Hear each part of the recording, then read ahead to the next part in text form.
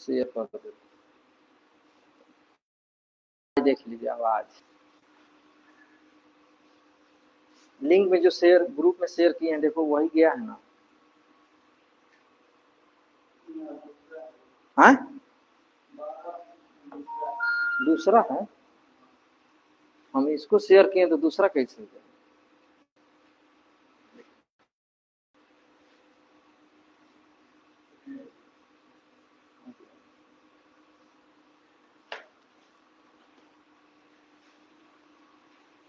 आवाज आ रही है? आवाज आवाज चेक करिए आवाज।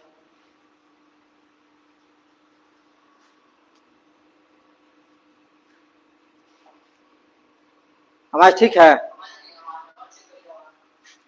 चलिए जल्दी जुड़िए बाबू, जल्दी जुड़ जाइए। आज 12 क्लास की चैप्टर 1 इंग्लिश जो है, चैप्टर 1 जो हम लोग पढ़ने वाले इंग्लिश में सब्जेक्टिव प्लस ऑब्जेक्टिव, उसमें जितने प्रश्न है सारे सेट को लेकर हम लोग पढ़ने वाले हैं।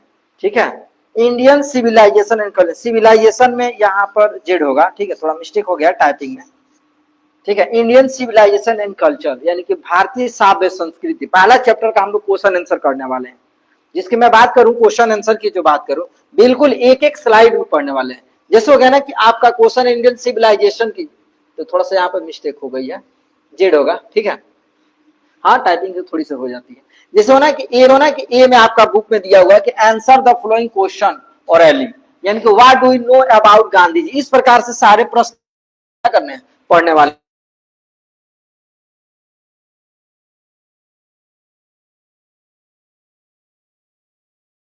सारी टॉपिक को हम लोग देखना। अगर आवाज नहीं आए तो थोड़ा एक बार आप लोग कमेंट करके बता दीजिए, क्योंकि जब मैं बिहार पुलिस का सिलेबस जब बता रहा ना, तो उस समय क्या हुआ था ना कि आवाज ही 2-3 मिनट तक लगातार नहीं किया, और बहुत बच्चे कमेंट भी नहीं किए थे।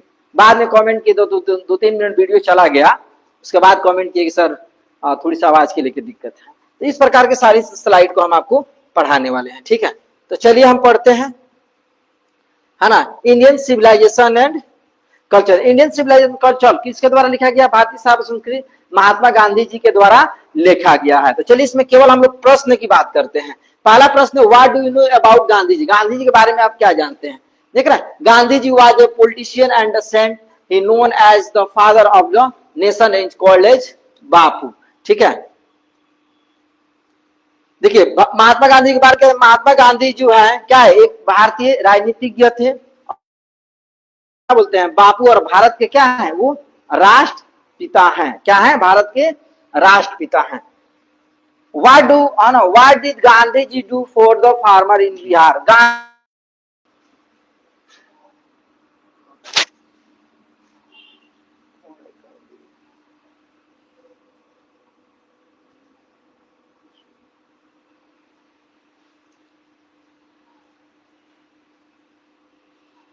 आर्टिस्ट, आवाज आ रही है? शेयर कर दीजिए, बता दीजिए आवाज आ रही है बाबू, आ रही है आवाज? आवाज सुनते रहिए, कमेंट्स में देखते रहिए, कमेंट आवाज आ रही कि नहीं बता, देखें कमेंट। चलिए जुड़ जाइए, जल्दी जुड़ जाइए।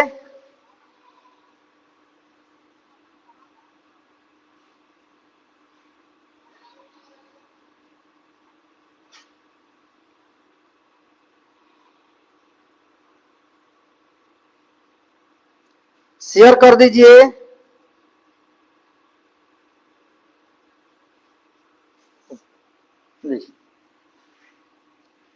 दूसरा, गांधी जी ने बिहार में किसानों के लिए, गांधी जी की बात हो रही कि गांधी जी ने बिहार में किसान आंदोलन कब किए थे? 1917 में। किसान आंदोलन का मतलब क्या हो गया आपका, नील की चंपारण वाली खेती की जो बात हो रही। गांधी जी का पहला आंदोलन क्या था? पहला आंदोलन कहाँ हुआ था? बिहार में गांधी जी ने अपने आंदोलन किए थे। और भारत में कब आए थे? तो 9 जनवरी 1915 को साउथ अफ्रीका से हमारे भारत में आए थे, जिसे प्रत्येक साल 9 जनवरी को प्रवासी दिवस के रूप में मनाया जाता था। तो प्रश्न है कि what did Gandhi ji do for the farmer in Bihar? Gandhi ji ने बिहार के लिए क्या किया था? गांधी जी, है ना, he freed the farmer of the Bihar from indigo slavery. मतलब कि गांधी जी ने नील की खेती के लिए क्या किए थे? आंदोलन किए थे, जो अंग्रेज के द्वारा चंपारण में तिनकठिया मजदूर की जो पद्धति लगाई गई थी उसको खत्म करने का काम किए थे। What do you understand by civilization and culture? आप भारतीय सभ्य संस्कृति के बारे में क्या समझते हैं? सिविलाइजेशन एंड कल्चर है ना, event the moral being it shown us the path of duty. यानी कहने का मतलब है कि भारतीय सभ्य संस्कृति जो है, हमारे पूर्वजों ने जो भारतीय सभ्य संस्कृति को जो बीज को लगा के गए हैं, उसे आज तक सभी लोगों ने सजो कर रखा, आने वाला कल के लिए भी रहेगा। से बहुत से देशों ने इसे रौंदने का काम किया, लेकिन हमारा भारतीय सभ्य संस्कृति जो है कभी भी सभी देश का अपेक्षा जो बेहतर है, और कभी भी किसी के सामने हमारे भारतीय सभ्य संस्कृति मिटने का काम नहीं किया है। तो ये हो गया आपका ए का, है ना, answer the following questions hourly. ठीक है, चलिए इसकी नेक्स्ट स्लाइड की ओर बढ़ते हैं। 4 नंबर प्रश्न, what do are holy and scripture tell us about universal human values. यानी कि महात्मा गांधी जी ने, है ना, आपके महात्मा गांधी ने क्या किए थे, आपका ह्यूमन यानी व्यक्तियों के लिए किस रूप से काम किए थे। तो all have been created by the same gods so there are should be no distinction between mankind. यानी कि मानव के बीच में क्या है, किसी प्रकार की कोई भेदभाव किसी प्रकार की नहीं है, सभी के एक संरचना बना हुआ है और सभी लोग अपने धर्म के अनुसार क्या करते हैं, काम करते हैं, है नहीं। फिर ये हो गया आपका एक स्लाइड का प्रश्न। यानी कि मैं आपको बता दूं, अगर आप बुक लेके बैठे हैं तो मिला लीजिए। पहला है ना ए, देख रहे हैं, तो उसका 4 प्रश्न है, चारों प्रश्न यहाँ क्लियर हो गया। दूसरा B11 यहाँ दिख रहा है आप लोगों को, थोड़ा कमेंट में बता दीजिए साफ सुथरा दिख रहा है कि नहीं, बताइए। नोट्स चेक करेंगे ऑफलाइन में, जितने बच्चे हमारे यहाँ पढ़ रहे हैं सबकी नोट्स चेक की जाएगी कल, ठीक है। इसलिए आप लोग अभी कॉपी लेके बैठेंगे, नोट्स भी बना लेंगे, ठीक है, बिल्कुल पूरी। Complete the following sentences on the basis of what you have the study. इसको पूरी वर्ड को क्या करना है कि कंप्लीट करना है। India's glory is that is it. थोड़ा टाइपिंग में थोड़ा सा मिस्टेक हो गया, जगह कहीं कहीं बिंदु छूट गया, प्रश्नवाचक जो है ना, खैर कोई बात नहीं है, इसको हम सही कर देते हैं। यहाँ देखिए, तो India's glory is that remains immobile, देख रहे हैं इसका आंसर यहाँ। दूसरा प्रश्न है, the charge against India is that, the charge against India is that her people are so uncivilised ignorant. तीसरा प्रश्न है, we dare not change what, हम क्या चेंज नहीं कर सकते हैं, तो we dare not charge what we have the tested and found true on the evil experience. यानी कहने मतलब है कि हम सत्य के साथ जो प्रयोग है, जो महात्मा गांधी ने अपने बायोग्राफी में अपने जीवनी सिद्धांत में लिखा, an experiment with my truth, सत्य के साथ मेरा प्रयोग। महात्मा गांधी ने बोले थे ना कि महात्मा गांधी के सिद्धांत है कि सत्य के साथ प्रयोग करते हैं, तो क्या ऊंचे विचार ऊंचे राह पर अपना चल सकते। कभी अहिंसावादी होना चाहिए, है ना, हिंसावादी नहीं होना चाहिए। तो देखिए ये है B11, इसकी बात कर रहे हैं, है ना। इसमें कितना हमने प्रश्न बताया आपको, ध्यान से देखेंगे, कितना C दिख रहा है, आवाज आ रही है, कितने बच्चे जुड़े हैं, थोड़ा अपने कमेंट्स करके नाम बताएं।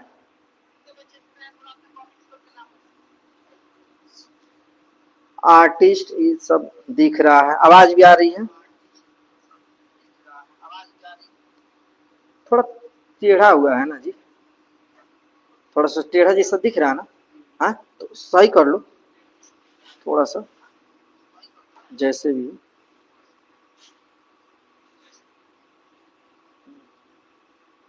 कैमरा रोटेशन था थोड़ा सा, वो आप देखते रहिए, है ना। चलिए ठीक है, आवाज आ रही है,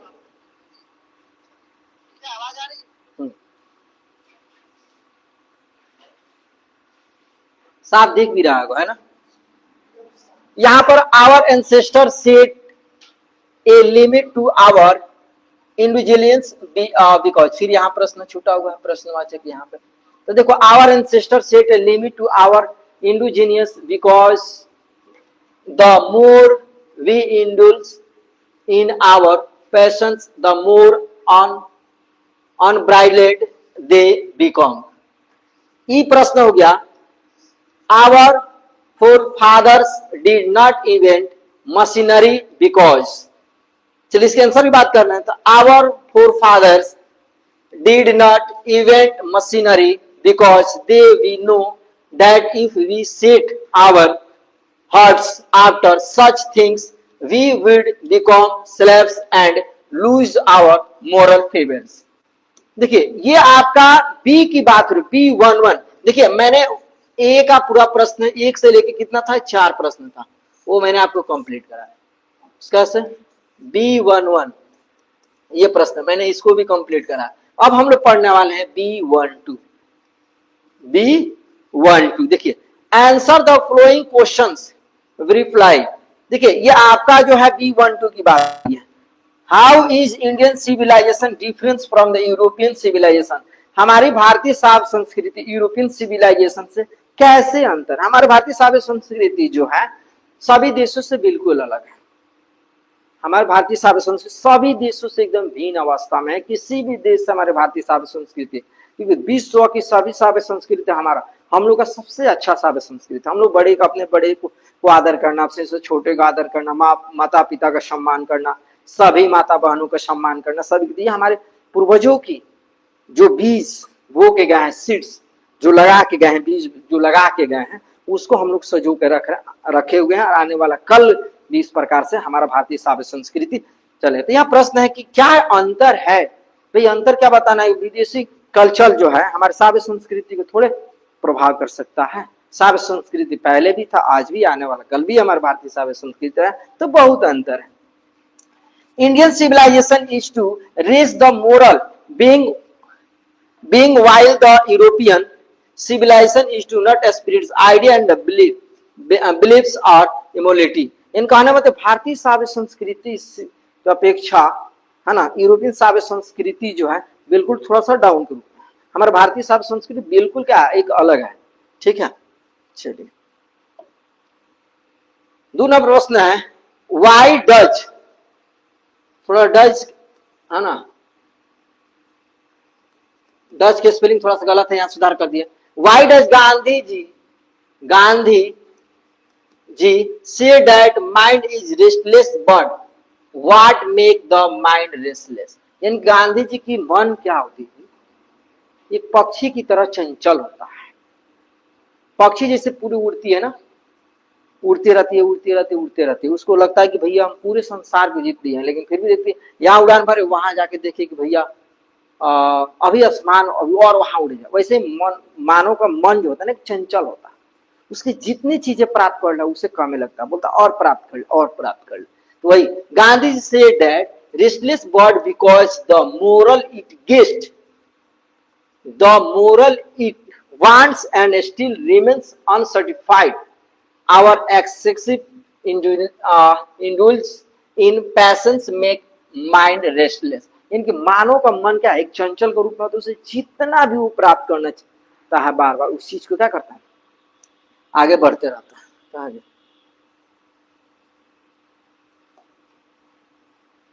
ठीक है, चलिए यहां देखते हैं प्रश्न, why did our ancestor disordered us from luxury and pleasure, did they do the right thing.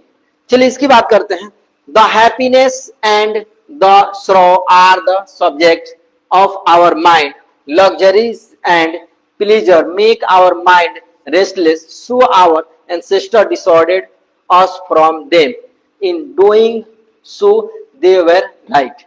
ठीक है, चलिए अगला प्रश्न यहाँ आंसर अगला स्लाइड में होगा।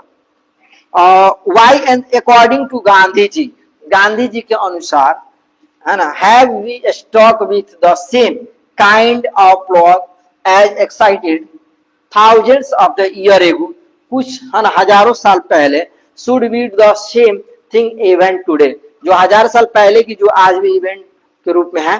चलो उसको आंसर देखते हैं यहाँ। अच्छा एक एक स्लाइड है 6x6 7x7 ऐसे दिखा रहा है ना। कितने स्लाइड में है, अच्छा 31, देखते रहना। आवाज आ रही, कितने बच्चे जुड़े हुए अभी, कितना दिखा रहे, हाँ अच्छा। चलो उसका answer, we have a stock with the same kind of the as excited thousands of years ago. We should do same thing even today if we want to be free from slavery and to the same our moral fever. चलिए अगला प्रश्न बात करते हैं. How did our ancestor view large cities? Why were they satisfied with small villages? चलिए इसका answer, our ancestor viewed that large cities would not be proper palace to be live in especially from common or for common people. The would be the palace of the thieves, robbers, चोर की बात हो रही है, डाकू डकैतों की, है ना, and prostitutes. The common people would be exploited there, so that they satisfied with the small villages. चलिए नेक्स्ट प्रश्न, how did our ancestor enjoy true home rule? हमारे, है ना, चलिए यहाँ देखिए, ours ancestor preferred to live away from the large cities in small villages. They lived independently. स्वतंत्रता के साथ हमारे पूर्वज क्या करते रहते हैं, and following their agriculture occupation they enjoy. यानी कहने मतलब है कि हमारे पूर्वज शहर में रहते हैं, गांव भी रहते हैं, और पूरे क्या करते हैं, अपने संस्कृति के अनुसार क्या करते हैं, क्या, हाँ, काट दो,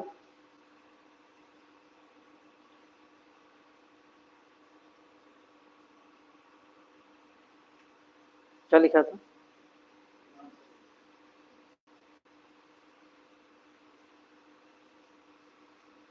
हो गया,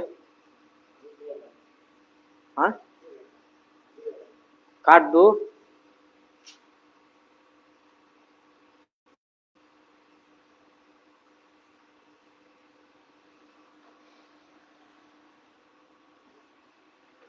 चलिए यहां आगे हम देखते हैं, शायद दिख रहा हो,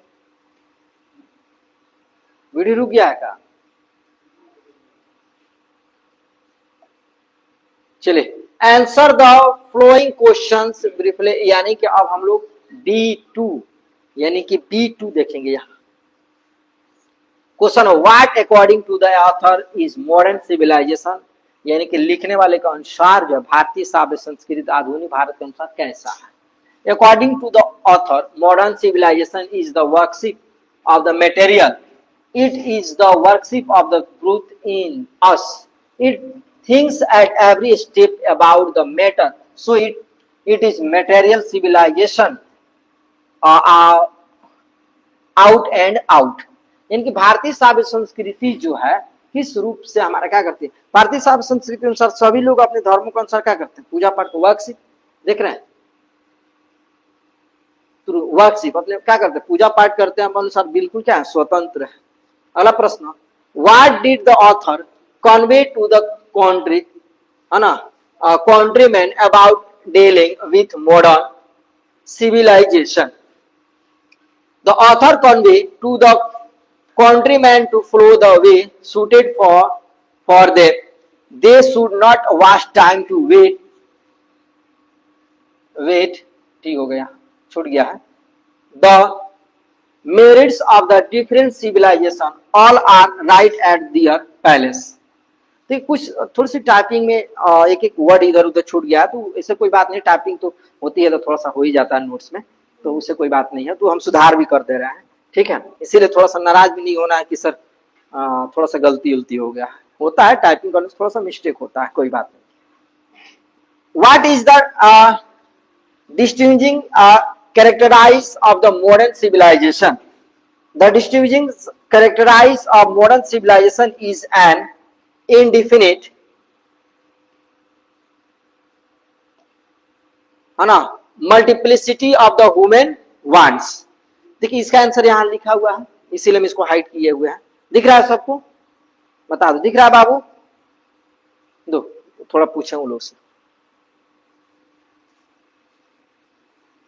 शेयर कर दीजिए अपने और ग्रुप में और जगह शेयर कर दीजिए, और बताइए आप लोग दिख रहा है कि नहीं दिख रहा है, साफ सुथरा दिख रहा है, कितने लोग जुड़े हैं, थोड़ा नाम बता दे, अपना अपना टाइप कर दे, में कितने लोग लाइव में जुड़े हुए हैं. सब दिख रहा है, ये एस्रोक्स कौन है? साफ लिखना है। अरे सब लिखना है क्या सर? हाँ सब लिखना है। कौन है एस्रोक्स? कौन है? सब लिखना है बाबू, टोटल पहला चैप्टर है, दिख रहा है। हाँ पूरा लिखना है, एक भी नहीं छोड़ना है, ठीक है। अब एक मॉनिटर यहाँ लग जाएगा तो वहां से दिखेगा कमेंट्स कि कौन किस प्रकार से क्या कमेंट कर रहे हैं। चलिए ये बता दिए ना। नेक्स्ट स्लाइड की ओर। The author perceived danger from the modern है ना इन्वेंशन। हाउ, कैसे खोज किया गया? The modern invention are too maddening to resist the permanent good is being exchanged with a momentary pleasure. So the author sees danger in modern civilization. अगला question, what does the author prefer to है ना materialism? The author is not fascinated with the material progress. To him it seems to be dangerous, so we want to keep himself away from materialism to prefer spiritualism. How does our civilization depend upon, है ना। चलिए अगला प्रश्न यहां बात करते हैं इसका answer. Our civilization depend upon restricting wants and self denial rather than multiplying our wants to be self indulgence. इनको कहने का मतलब है कि आपका जो है भारतीय साव्य संस्कृति किस रूप से काम कर, साव्य संस्कृति जो हमारे पूर्वजों ने जो बीज लगा के गए हैं उस आधार पे सभी लोग उस पे भारतीय साव्य संस्कृति के अनुसार अपने धर्मों को पालन कर रहे हैं और अपने अनुसार आगे बढ़ रहे हैं। चलिए नेक्स्ट स्लाइड को बढ़ते हैं। What is civilization in real sense of the term? भारतीय साव्य संस्कृति की प्रभाव की बात हो रही है। Civilization in the real sense of the term consists in the deliberated and voluntary restriction of wants, not in the multiplication of wants. चलिए अब यहाँ पे ये हो गया आपका शॉर्ट क्वेश्चन का। मैंने A1 B11 B12। अब हम लोग लॉन्ग प्रश्न आंसर पढ़ेंगे। C11 long question type and questions with their answer. पहला, I believe that a civilization India has evolved is not to be beaten in the world. What does Gandhiji mean by the statement? Do you subscribe to his views?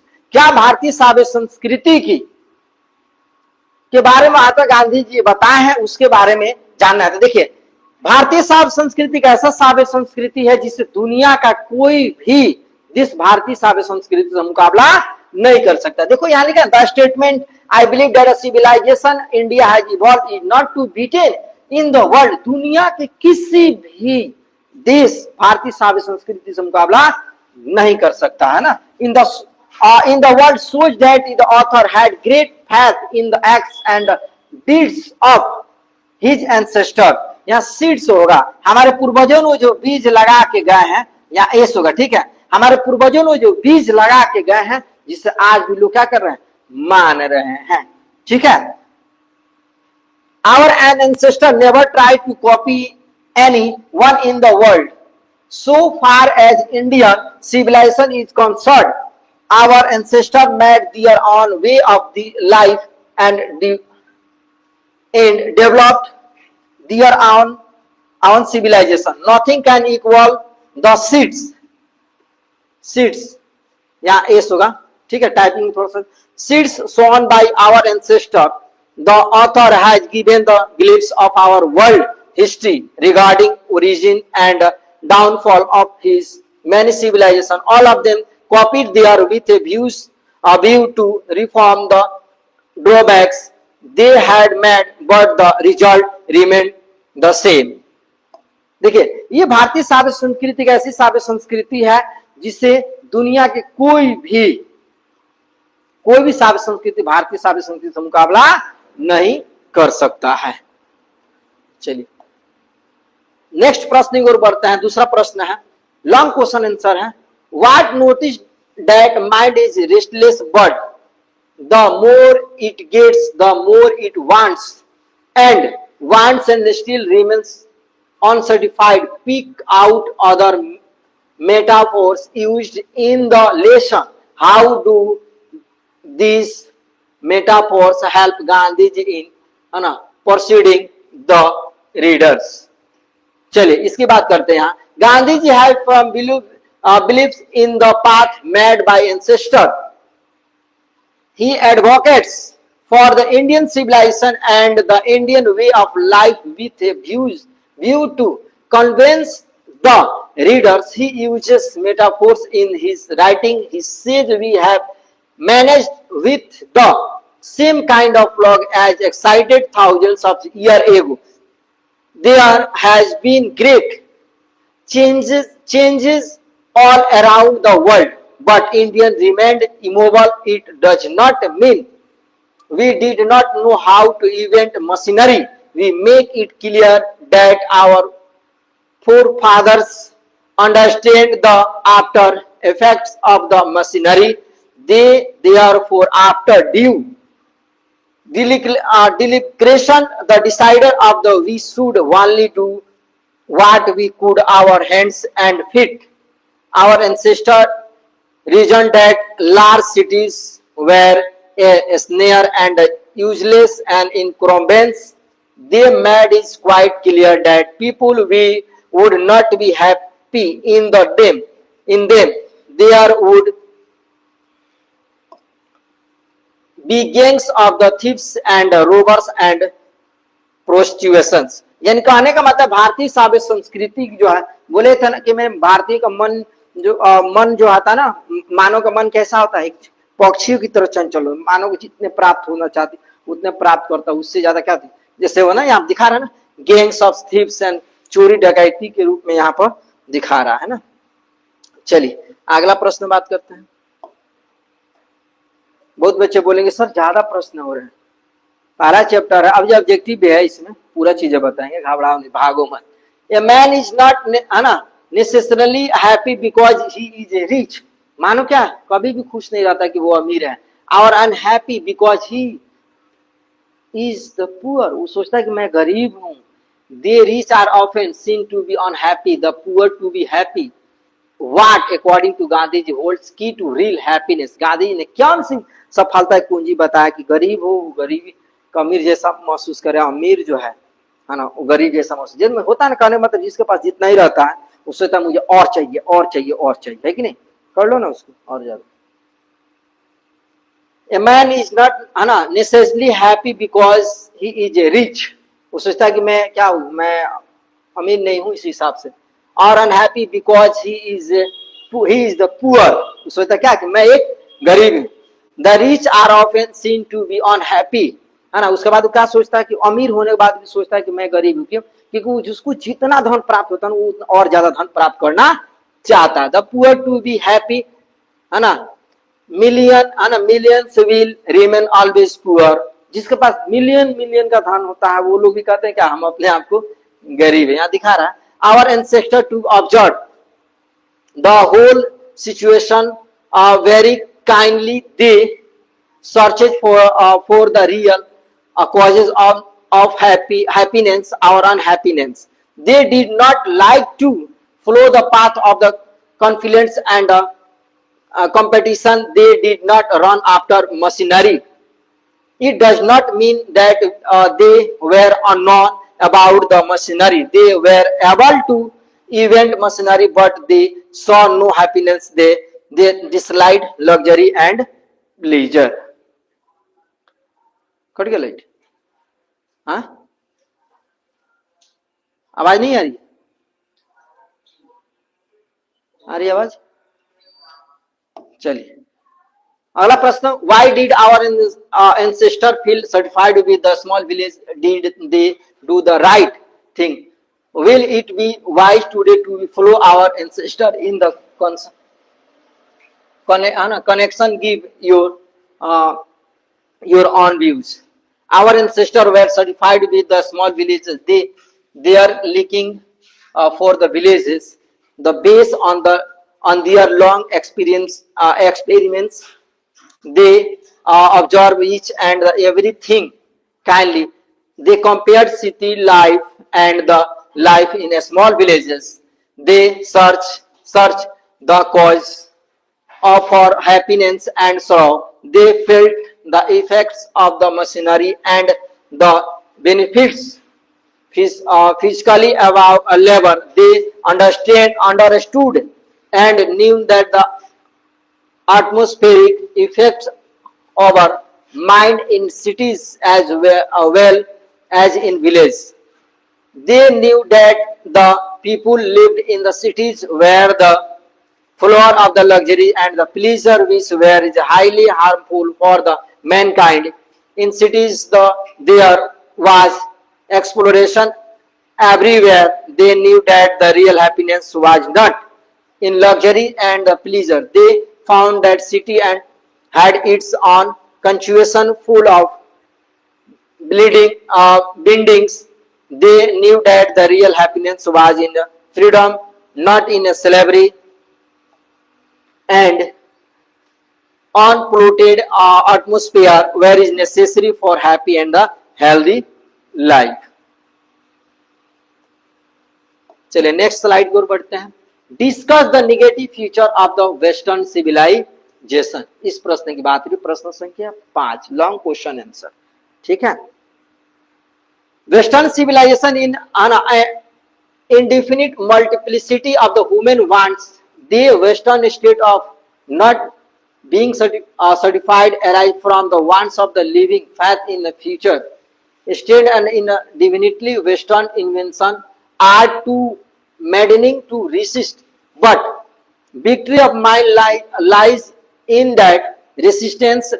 The Western civilization exchanges the permanent good for a momentary pleasure. It is a dangerous situation. The West has made discovered the things material.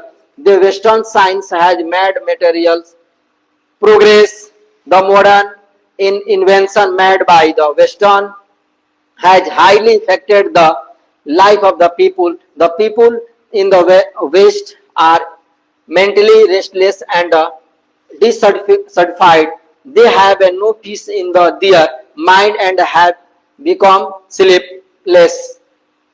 The expensive wants the luxury and the pleasure. We have made them considerable. What a matter of great surprise that the Western people are unable to sleep without taking sleeping pills. They have become dependent of the machinery. Their hands and feet are almost workless. They worship material and to do worship material to worship the brought in us. So the Western civilization is a material civilization. क्या हुआ? कितने लोग दिखा रहे हैं? दिख रहा है जी आप लोग को साफ सुथरा?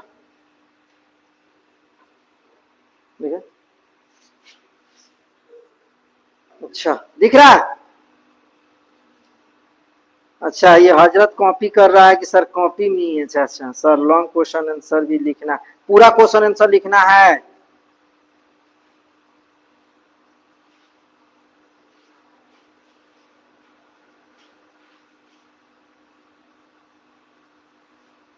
ये लोग ले रहा सर कितना बड़ा बड़ा आंसर याद कैसे होगा है? तो शॉर्टकट थोड़े पढ़ाई होगी.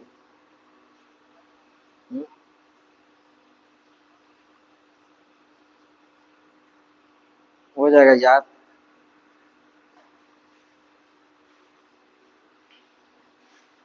भागिए नहीं, बस एक दो और क्वेश्चन इसका लॉन्ग है. लीजिए पढ़ा है ना ये अभी. हाँ ये पढ़ा है, इसको नहीं पढ़ा. What is the essential difference between the Indian civilization and the Western civilization. How is our civilization superior to the Western civilization? ये हो गया question. The essential difference between the Indian of the civilization and the Western civilization is basically the difference of the way of life. The Western civilization is an indefinite multiplicity of the human wants to, while the Indian civilization is an imperative restriction upon and a strict regulating of these wants. The Western stabilization arises from the wants of the living faith in a future state and also definitely while the restraint of the Indian civilization arises from a belief in a future state and the existence of the divine power. The Western civilization has made discovering in things material, why of the religion, the sprite of soul, in innocent search material comforts and their multiplication is an evil. The Western civilization has accepted the slavery of material comfort, luxury and pleasure, but the Indian civilization is based on self restraint and self denial. The Indian civilization is suited for the Western people, so we should be never try copy them. If we try, it is very dangerous. चलिए अगला प्रश्न. चलिए इसका long question answer का इसमें पूरा लिख दिए थे, जितना था पूरा माना करने के बावजूद भी.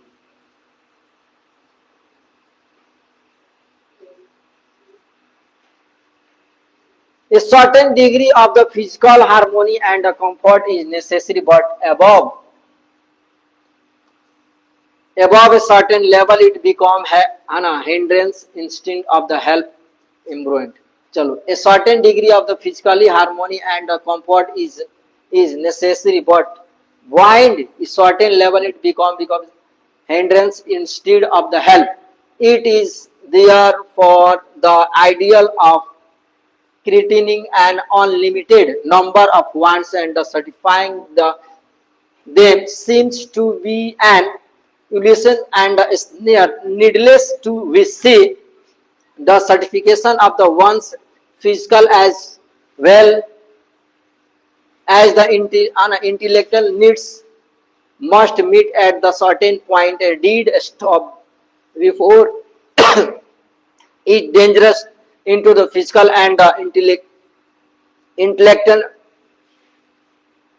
volutations. A man must arrange his physical and cultural circumstances so that they do not hinder him in the service of humanity, and which all of his energies should be concerted. चलिए ये आपका long question answer था 7 प्रश्न, और 7 मैंने क्या किया, complete किया. अब आते हैं आपको C3 की ओर. ये C1 C2 C3. अब यहाँ C3, अभी मैंने C1 C2 C3 कैसे, C1 था तो ये C2 हो गया. क्या हो गया, C2. ये C2 हम लोग पढ़ेंगे, ठीक है. C1 टाइपिंग में भी थोड़ी सी हो गया है मिस्टेक. चलिए इसमें देखिए, right a paragraph in about hundreds one of the. आपके एग्जाम में पैराग्राफ के लिए एग्जाम में आते हैं, पैराग्राफ लिखने के लिए आपके शायद 5 नंबर के आते हैं. कितने नंबर के, 5 नंबर का आपके एग्जाम में आएंगे. द रियल है ना dignity of the man lies not in has about in the what is. देखिए, a man is known by his action. 2 है ए और बी करके, है ना. Prosperity in the intellectuality and other accessories are essential to give us our rank in society. Prosperity can make us happy to the certain extent. Intellectual can make us known to other to great extents, but the full dignity of the man lies somewhere else. A man can have a lot of the resources he can get recognition in society, but his recognition may be called superficial or momentary. Therefore, a man's real dignity is not his presence, way of the living, thinking and working make a complete personality as man in George as also real dignity of man lies in what is he. चलिए, what is he. चलिए आगे बात करते हैं, B की बात करते हैं. देखिए, the crown and glory of his life is character. Wealth is lost, nothing is lost. Health is lost, something is lost. Character is lost, everything is lost. स्वास्थ्य धन है, स्वास्थ्य गया तो सब कुछ गया, संस्कार गया तो सब कुछ गया, यही चीज है. Every wants to be crowned in life, all wants glory in life, but few know the real significance of crown and glory. Life is what we make of it. Life without character he no meaning it all. बिना character कोई life है? Character मतलब अच्छा स्वभाव, कोई कर्म के बिना लाइफ है? कुछ नहीं. Life without character is not charity and formless. It is character that make Rama, Krishna, Vivekanand and Gandhi ji. चलिए यहाँ पर थोड़ा सा है, एंड गांधी जी. ठीक है. Even simple knowledge of his history says that the great men of history were crowned and worshipped everywhere because they were men of the strong character. So no doubts the crown and glory of his life character. चलिए next प्रश्न है, D के ओर बढ़ते हैं. C1 C2 complete. आपको D में क्या पढ़ना है? वर्क स्टडी का मतलब हो गया आपका डिक्शनरी यूजेस. डिक्शनरी यूजेस का मतलब है ना correct the spelling of his following works, यानी कि डिसऑर्डेड के स्पेलिंग क्या है? गलत है. उसका आंसर यहाँ लिखा गया. देखिए TIS होता है लेकिन TISS होता है. देखो यहाँ डिसऑर्डेड. ओक्यूपेशन का जो है ना, ओक्यूपेशन में देखिए एगो सी है लेकिन दो सी होता है. देखिए यहाँ पर है ना. वोटरीज जो है, वोटरीज में ना VOTE होता है. तो देखिए यहाँ वोटरीज, ये आंसर है इसका पहला कहीं है ना, ऐसे है ना. इमोलिटी की बात हो रही है तो एक एम है जो कि डबल एम होता है. देख रहे हैं यहाँ सुधार किया गया है ना. ये हो गया अन, है ना, अनअडल्टरेटेड जो की बात हो रही है तो इसमें जो है ना आपका अनअल्टरेटेड UNADULTERATD, ये आपका स्पेलिंग क्या? बिल्कुल ठीक है. यहाँ पर देखिए, यहाँ मिला लीजिए. यहाँ पर देखो मेटेरियलिज्म की बात हो रही है तो मेटेरियलिज्म में यहाँ आपका है ना, ये हो गया आपका बिलीव. क्या है? बिलीव. बिलीव का यहाँ स्पेलिंग है, बिलीव गलत है, यहाँ पर सही है. मैडनिंग, मैडनिंग यहाँ है ना, एगो डी है, इसमें डबल डी है ना. इनग्रेव की बात हो रही है, यहाँ इनग्रेव है. और हार्मोनी, हार्मोनी यहाँ पर. ठीक है. तो आपका डिक्शनरी यूजेस की भी चर्चा कर दी गई है. कोई दिक्कत? बोलिए, आ रही है समझ में? बताइए. दिख भी रहा है? लाइए देखें, कमेंट्स में बताइए कितने लोग हैं, कितने लोग चले गए. हाँ, सब लोग चले गए. हाँ, पूरा लिखना है.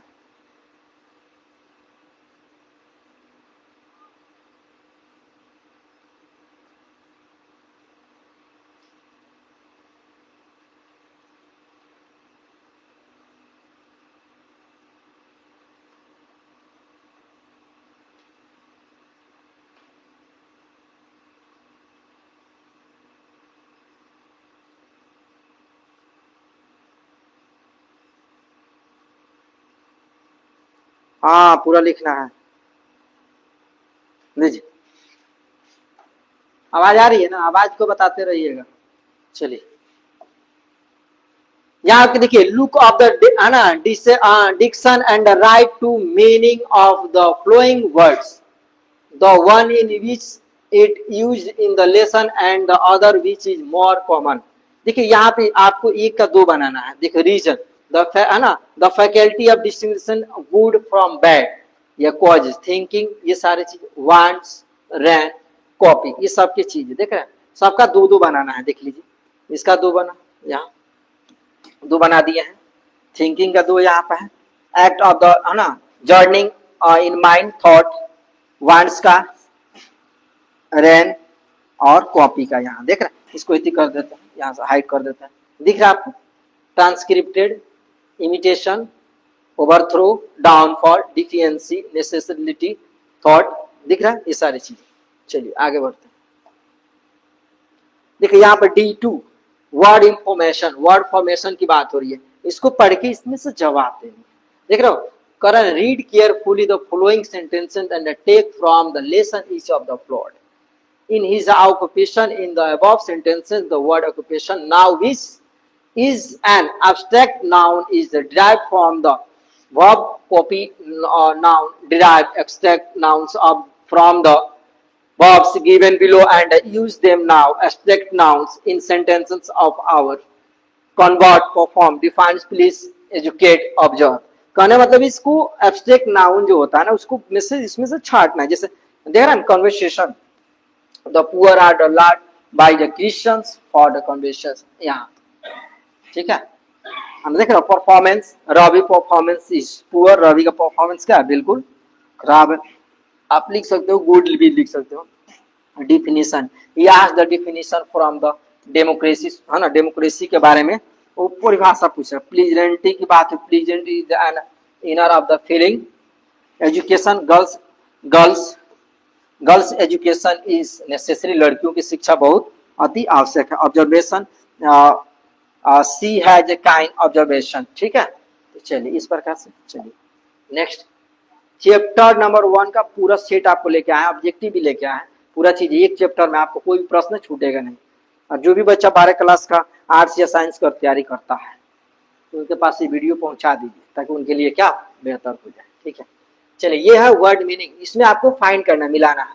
जैसे यहाँ पे है ना, यहाँ ये देखिए, तो इसको मिलाना है तो ये क्या होगा, एंटी वर्ड, एंसेस्टर हो जाएगा, है ना, एंसेस्टर, ठीक है। इसमें मिलान करना है। यहाँ देखिए, यहाँ पे इसका ऑलरेडी हम यहाँ सारे आंसर लिखे हुए देख रहे हैं। एंसेस्टर, है ना, इंडिजिनियस नाउन्स, है ना, इनक्रेबेंस, प्रोपागेट, स्टॉलेट, डिसऑर्डर, बार्टर, देख रहे हैं। जैसे यहाँ देखें एंसेस्टर, देख रहे हैं, आधा आधा वर्ड लिखा हुआ है यहाँ देखिए, लिखा हुआ।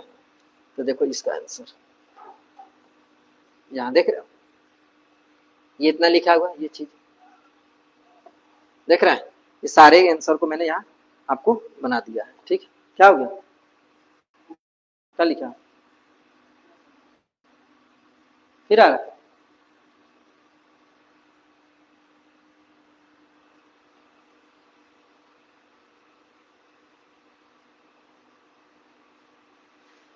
क्या लिखा था,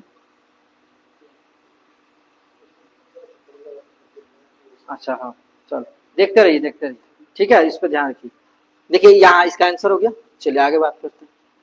यहाँ देखिए फिर वही चीजें हैं यहाँ पर, और नहीं इसका यहाँ पे है ना, fill in the blanks with the suitable, छुपा देते हैं वर्ड्स, मतलब इसमें से चुनना है।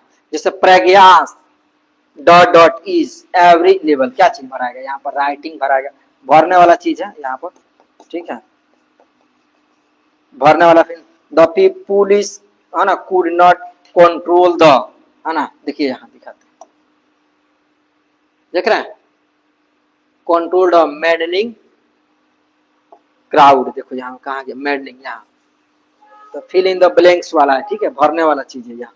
देखिए इसका आंसर यहाँ हम लिखे हुए हैं, देख रहे हैं सबका आंसर यहाँ पे, देखो राइटिंग से बोले थे, ये हो गया तुम्हारा मैडनिंग, ठीक है। इस प्रकार से ये सारी चीज।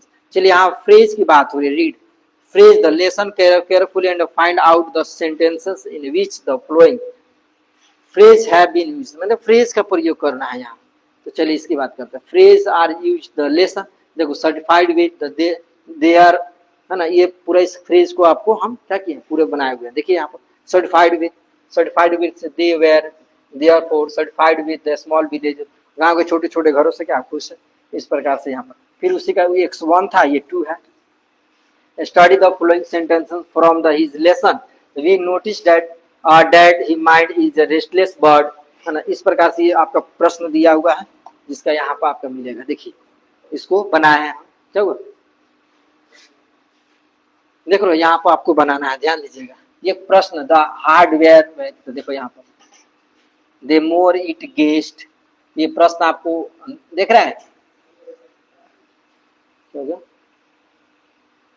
है ना, देखिए यहाँ पर द कंपैरेटिव फर्स्ट, द है ना comparative second, the harder you work. इसका ये देखिए यहाँ पर comparative from the sentences if choice, है ना choice on this on the separator. तो देखिए यहाँ पर देख रहा है, द मोर इट गेस्ट द मोर इट वांट्स, यहाँ बना हुआ the sooner you can the better to you. तो ये चीजें इसको भी हाइड करके यहाँ दिखा देते हैं, ये सारे प्रश्न को दिख रहा है। स्क्रीनशॉट लेना चाहो तो ले सकते हो, कोई दिक्कत नहीं, ठीक है। इसको चलिए आगे बढ़ते हैं। अब ज्यादा नहीं है, भाग्य नहीं है ना। अब ऑब्जेक्टिव प्रश्न आ गया आपके, ऑब्जेक्टिव ये पूरी प्रश्न ऑब्जेक्टिव होता ना कि सर चैप्टर 1 हम लोग पढ़े तो ऑब्जेक्टिव थोड़ा सा बता दीजिए। तो objective Mahatma Gandhi was more, तो महात्मा गांधी इसमें 4 ऑप्शन, पॉलिटिशियन थे, है ना इनोकेंट्स आपका, सोशल इन्फॉर्मर थे, स्पिरिचुअल लीडर थे। तो क्या थे? स्पिरिचुअल लीडर थे। दूसरा प्रश्न की बात करते हैं, चलिए। He used as the chief weapons, Mahatma Gandhi तो क्या थे? ट्रूथ एंड क्या चीज? Non violence. क्या थे? वो चाहते थे कि भाई अहिंसा के राह पर चल के हमारा देश क्या हो जाए? आजाद हो जाए, ठीक है। इस चीज को चलिए ऑब्जेक्टिव क्वेश्चन आंसर करा रहा है, ठीक है। चलिए ही रोट्स डिफरेंट आर्टिकल फॉर, है ना क्या यंग इंडिया। महात्मा गांधी क्या हिंदू लिखा? नहीं। Mahatma Gandhi times of India लिखे? नहीं। द लिस्ट लिखे? नहीं। यंग इंडिया महात्मा गांधी के द्वारा इस ऑप्शन के अनुसार लिखा गया। Civilization points out to man, है ना तो क्या था?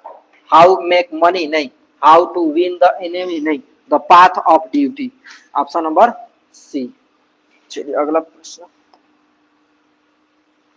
यहाँ पर, to observe morality is certain master over. चलिए इसका और ऑप्शन दिखाते हैं, है ना माइंड्स ऑफ पैशंस आर्ट। तो क्या होगा? ऑप्शन नंबर आपका सी। चलिए उस क्वेश्चन को दिखाते हैं फिर से दोबारा, नहीं तो बच्चे कहेंगे कि सर दिखाए नहीं।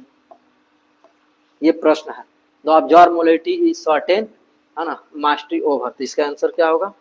इसका ऑप्शन नंबर आपका क्या होगा? C. The mind is rested body is always remains. चलिए इसका अनसर्टिफाइड, इंसान को कितना भी धन प्राप्त होता है लेकिन सोचता है और मिले और मिले और मिले और। मानव का मन क्या है? चंचल है। अगला, हैप्पीनेस इज लार्जली ए, मानव के हैप्पीनेस की बात हो रही है ना क्या है? Physical condition. चलिए अगला प्रश्न की ओर बढ़ते हैं। Our ancient days were certified with, है ना तो चलिए luxurious luxuries and pleasure, option number आपका बी सही। अगला सवाल, people in an ancient days